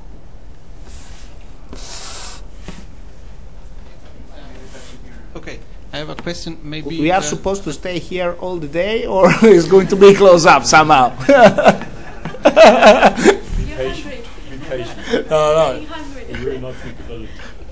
Okay, I have a question that maybe there is already a starting answer from Enrico, but I heard, or my understanding from the presentation of Nokia Siemens network was that femtocell would solve a lot or at least several of your problems if they would be deployed. You expect an increase of base station of 10 to 100 times in the next 10 years. There is already a lot of products available as femtocell that are already sold or being developed. What is, from your point of view, the limiting factor that is still limiting the deployment of these products? Is this SON? So we could expect that when we go to release 9, we can start seeing the deployment of femtocell or not?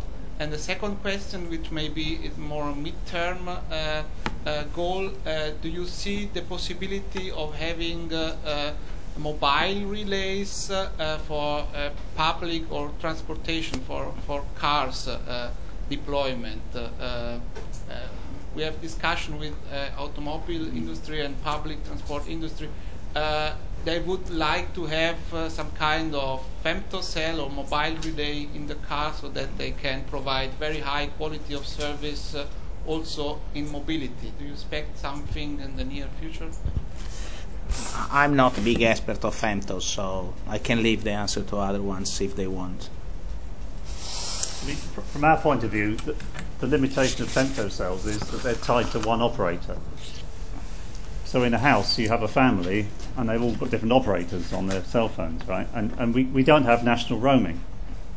At least we don't in the UK. There's no law to prevent it, but they choose not to do it because they want to hang on to their customers, okay? So how many femtocells do you want in the house? So to me, the way forward with femtocells is to have a one femtocell that can somehow handle multiple operators onto it and go anywhere in the spectrum. But you told something about the white label.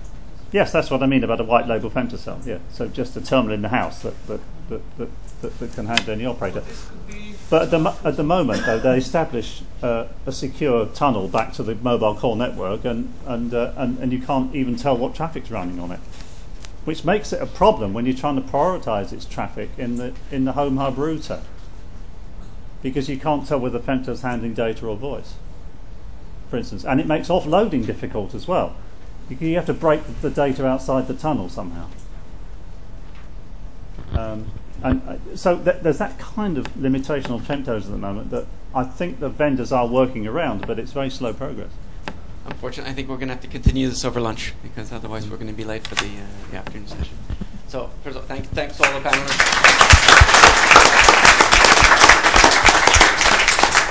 I think we answered almost all the questions that we laid out at the beginning. So thank you very much.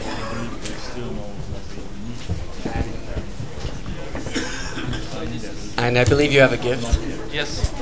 So you have a gift here from our side. This is something very simple, but we hope that you will have a great memory of being here in Barcelona. This is almost artistic things about Barcelona and its building. Okay, just to commemorate this moment. Thank you very much. Michael, a small gift for you. Barcelona in images. Yeah, thank you.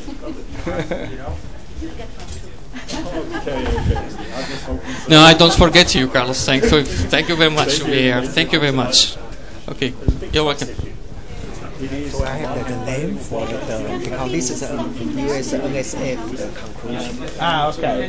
You can leave the stuffs here, okay? The money in audience.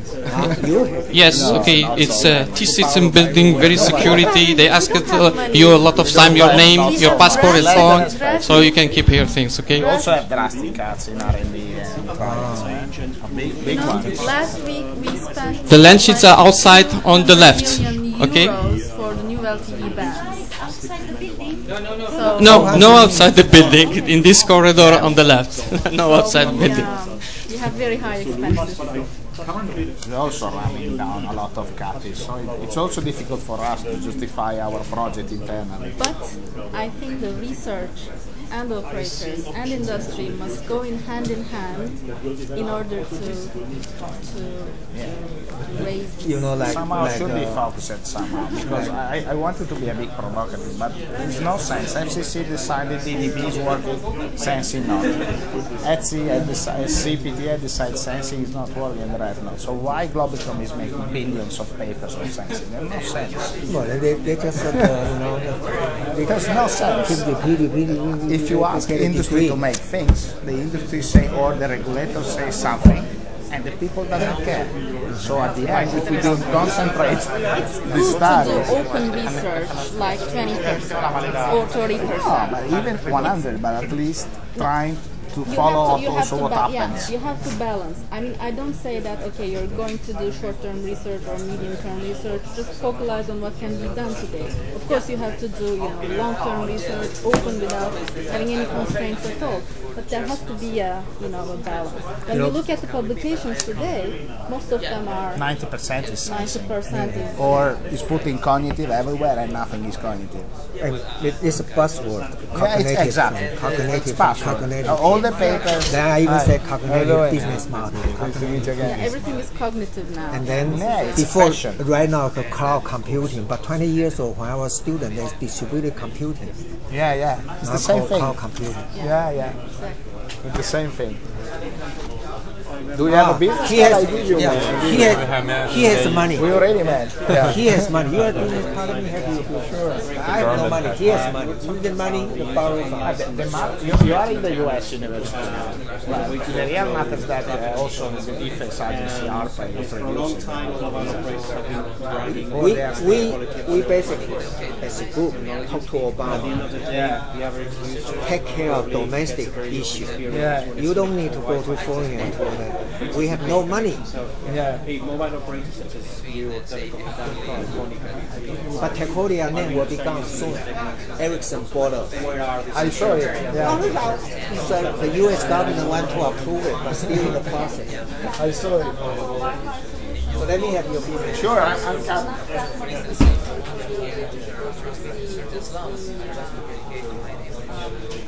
Unlicensed ban,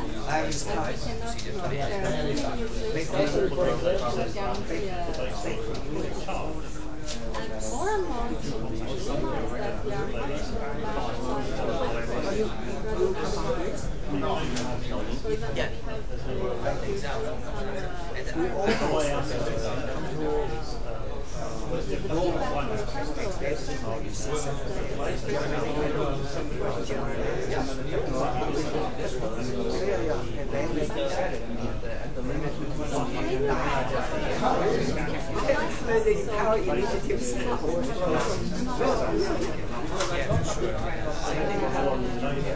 Where are you happy, for example, with users uploading traffic over Wi-Fi access points, which could be provided in priority by any provider?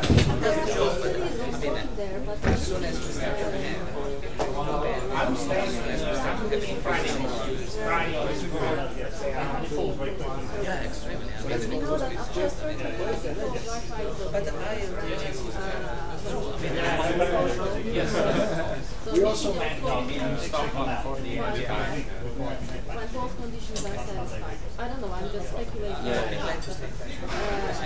are to provide some quality of service or quality of users, at least the same, because you have to be fair to users. When you sign your contract with the subscription, you don't say, okay, but this quality of service is provided. User doesn't know it was uploaded by someone. So maybe, not maybe, surely there has to be some conditions to be the same quality of service that we provide to our users. How do you use it? That's a real deal. Now you have to know the traffic conditions in our Okay. and this is a challenge to do that. This is where research, for example, enters into the we as the operator do not have that need to go that there is some people that ask me about that. Slides could be Sure, I will give you the video. I already sent you the video.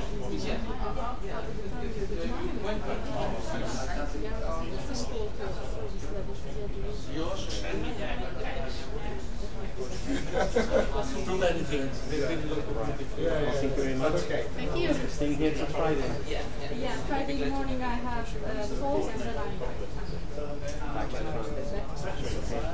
Well, enjoy your time. Thank you very much.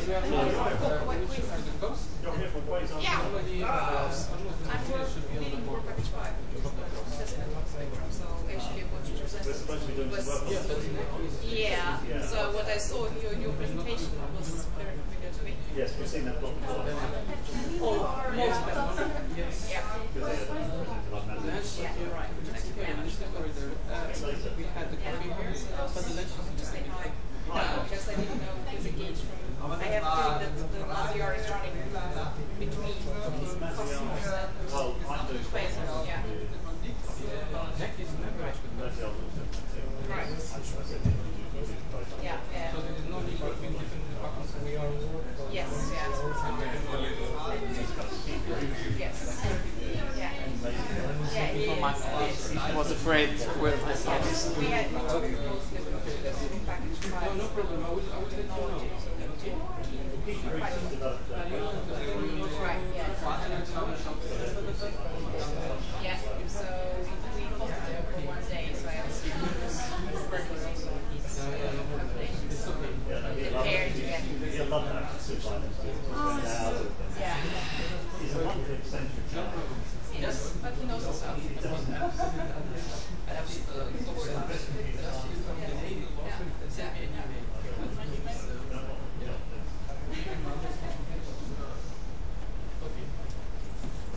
With who? Ah, just now? You speak French? Ah, parlez tout quoi? Grec, polonais, je vais essayer de vous envoyer des ok? Donc, normalement, on va le mettre dans tout devrait être donc, il s'agit de vous donner un pass. Vous aurez essayé de parler avec une personne qui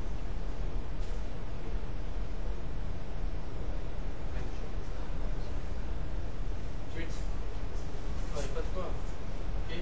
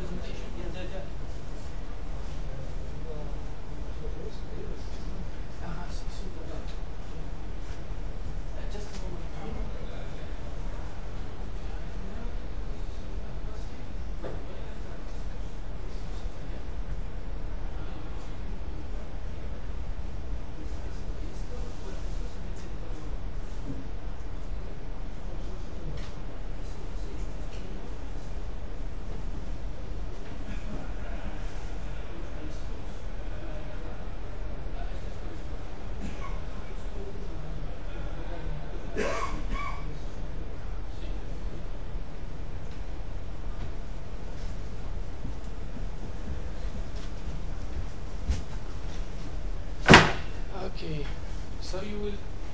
There's a few slides about industrial practitioner program, some introduction.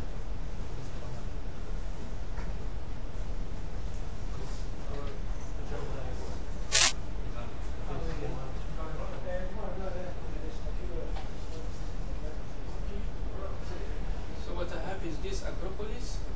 This is this part I updated this. This is the only one PowerPoint.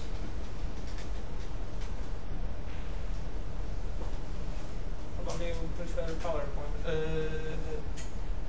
PDF. This is what is this? This is the old one. Yeah, this is the older. So we can delete this. I can delete it. Yeah, I think to not confuse. And this is yours. And oh, yeah, this is fine, but maybe you prefer this PDF version. Is it the same? And only to check, could you no this presentation here. Could you check title of Mr. Levitsky presentation, because he sent me something new. Okay, it's okay. It's also updated version. So I think it's. Is this the updated version, sure? Yes, because in the title is new. Okay. So that's all. So what I have to put? What is the only Acropolis presentation? Yes. Okay, that's full screen. Okay. Oh, charge. Okay. So we are waiting only for. Who will chair? You? Yes, I will. I'm a bit stressed. No. Can I take my pen? Yes. Excuse me. So we have to change this. Okay, Michael will be, and. Yes. Okay. And will it be there some clothing on Industrial Day by you or something like that? What's clothing? All this Industrial Day, because to the end, yes, I will say goodbye. Okay, but okay. You will. I will introduce. I will do that. I will close. Yes. Okay. Okay. Yes. Perfect. What's its name? Yes.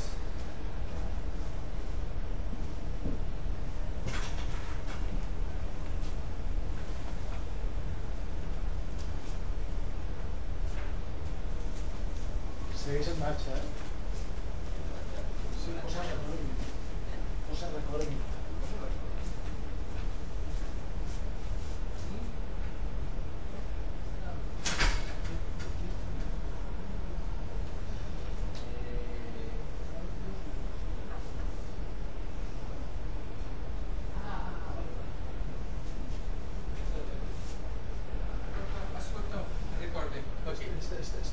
Está grabando, por eso queríamos ver si. Bueno, pues cómo se puede. ¿Sale la pantalla en negro? Sí, él sí, pero. Ah, vale.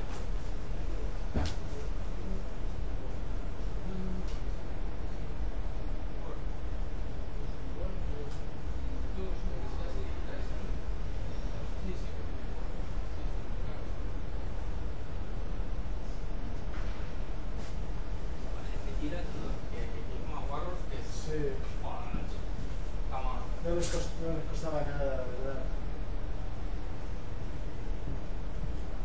Espero que no haya ningún robo. Hemos hecho safety. Bueno, como hay cámara, sí que es recording, ¿eh? Ah, bien. Y lo he apretado aquí.